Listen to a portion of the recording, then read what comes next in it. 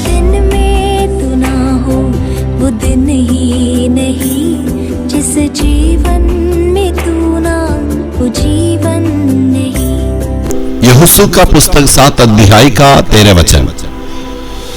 उठ, प्रजा के लोगों को पवित्र कर, उनसे कह कि बिहान तक अपने अपने को पवित्र कर रखो, क्योंकि इस्राएल का परमेश्वर यहोवा यह कहता है कि हे इस्राएल, तेरे मध्य में अर्पण की वस्तु है, इसलिए जब तक तू अर्पण की वस्तु को अपने मध्य से दूर न करे तब तक तू अपने शत्रुओं के सामने खड़ा न रह सकेगा। मूसा की मृत्यु के बाद यहोशू को उस नेतृत्व में लोगों को अगुवाई करना पड़ा।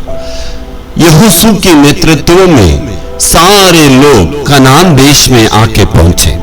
कनान देश में पहुंचने के बाद वहां उनको पहले देख रहे थे यरीहो को देखे, और सबसे पहले युद्ध यरीहो का युद्ध था। इसके पहले उन्होंने युद्ध को कभी नहीं देखा, लेकिन यहोशू के नेतृत्व में परमेश्वर ने सबसे पहले बार उनको यरदन को पार कराया, और यहोशू के नेतृत्व में सबसे पहले में परमेश्वर यरीहो का शहर पनाह को गिराई, और उस पर सबसे बड़ी सफलता को यहोशू के नेतृत्व में सारा इस्राएलियां उन्होंने आए। उसके बाद आ नामक शहर में जाके लड़ने के लिए गए। वहां पर एक छोटी सी शहर के सामने उन्होंने हार को देखना पड़ा। तब उसके चलते यहोशू और उसकी पुरानियों सारे यहूदियां सारे लोग परमेश्वर के चरणों के पास उसकी वेदी से सुबह से शाम तक वो गिरे रहे, पड़े रहे और परमेश्वर से पश्चाताप करते रहे।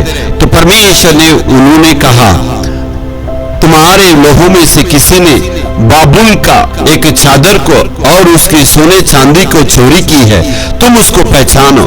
तब वहां पर आकान नामक एक व्यक्ति ने उस पर जो बाबुल की एक चादर और सोने और चांदी को अपने तंबू में उगाड़ कर रखा था, उसको पहचान के आगोर नामक तराई में ले जाके उसके पूरे परिवार को पथरवाह किए, और उस प्रकार उसकी बुराई को परमेश्वर ने हटाने के बाद फिर से उन्होंने जाकर वहां पर उस आ नामक शहर में विजय पाई।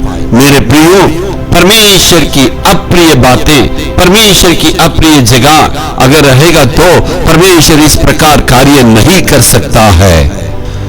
इस वचन को सुनने वाले आप और हम, यदि हमारे पास कुछ गलतियां हैं, कुछ अपवित्र बातें हैं, अब अपनी गलती को एहसास करेंगे और अपने कमी को परमेश्वर के पास आके कहेंगे, तो पहले यूहन्ना 4:4 में लिखा है, जो परमेश्वर तुम में है वो संसार में से बड़े परमेश्वर है, वो आपको पवित्र कर सकता है, वो फिर से पुनः आपको खड़ा कर सकता है, वो आपके जीवन को फिर पवित्र करके आपके जीवन में विजय को दे सकता है। Hallelujah, hallelujah.